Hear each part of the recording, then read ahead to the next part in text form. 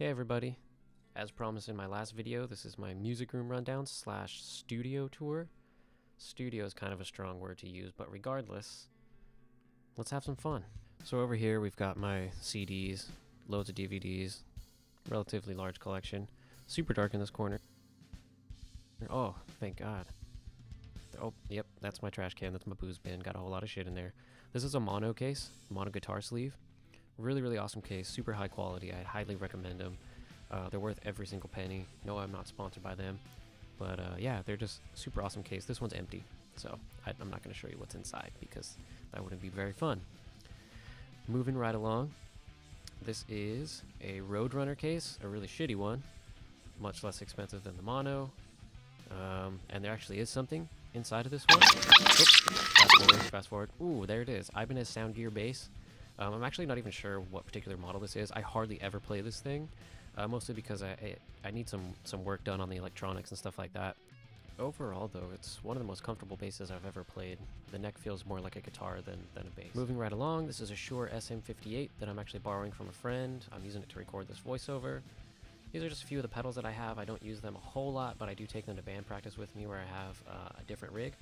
This is just a Korg pitch black tuner. It's a tuner, it does its job. Super sturdy, looks cool too. This is a Protone Dead Horse Deluxe Overdrive that I've had for about 3 years. Awesome pedal, I think it sounds great. Say what you will about Protone, you know, I think his reputation is pretty tarnished these days, notoriously bad with customer support and stuff like that. The only issue I had was that this input jack for the power supply was loose when it came. So that's just, you know, kind of shitty quality control.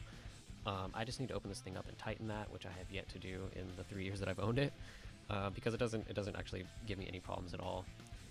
This is an Earthquaker Afterneath, really awesome cavernous reverb, very unique sound. You can do a whole lot of crazy stuff with it, or you could actually tame it and just have it sound like a reverb.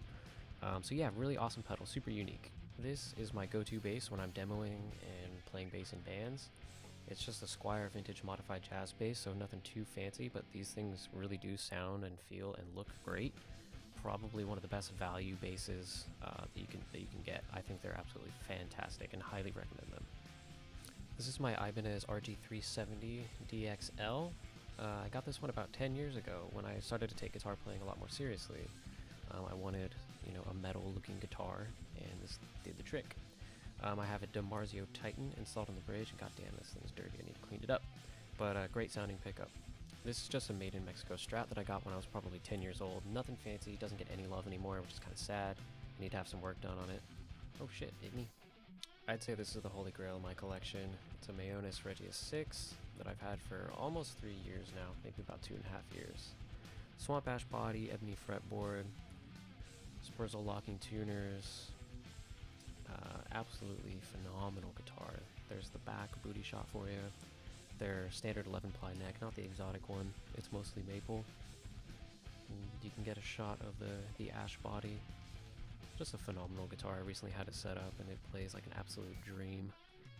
Just so effortless. The action is so goddamn low right now. Second to my Mayo, but certainly not in terms of quality or anything like that, is my PRS Custom 24 30th anniversary model. 30th anniversary is really cool. It has this purfling on the fretboard that almost looks like binding, but it's not truly binding, but it looks fucking awesome. 30th anniversary. It's got the hybrid hardware, gold nickel. Sort of a... Oh, there's a little booty shot for you. 10 top, hell yeah. Awesome, beautiful. Definitely not something I typically go for on paper anyway, in terms of, you know, fretboard radius and stuff like that, but it feels amazing. I love it. I absolutely love it. I'm totally bonded. We're best friends now. So I briefly mentioned a rig earlier. This is actually my main rig, and the other one I was talking about was my secondary one. This, of course, is the XFX2 XL Plus that I've had for just over a year, running it through a Matrix GT1000FX power amp into an orange 412 cabinet with vintage 30 speakers. It's kind of an awesome cabinet, works well with everything, I think. Love the V30s. Scarlett 2i2 interface, nothing fancy. Sony MDR 7506 headphones because I'm not super into production yet. Yep, 2016 MacBook Pro. battery life sucks. There you have it. That was just a brief overview of my music room / studio. I hope you enjoyed it, and thank you for watching.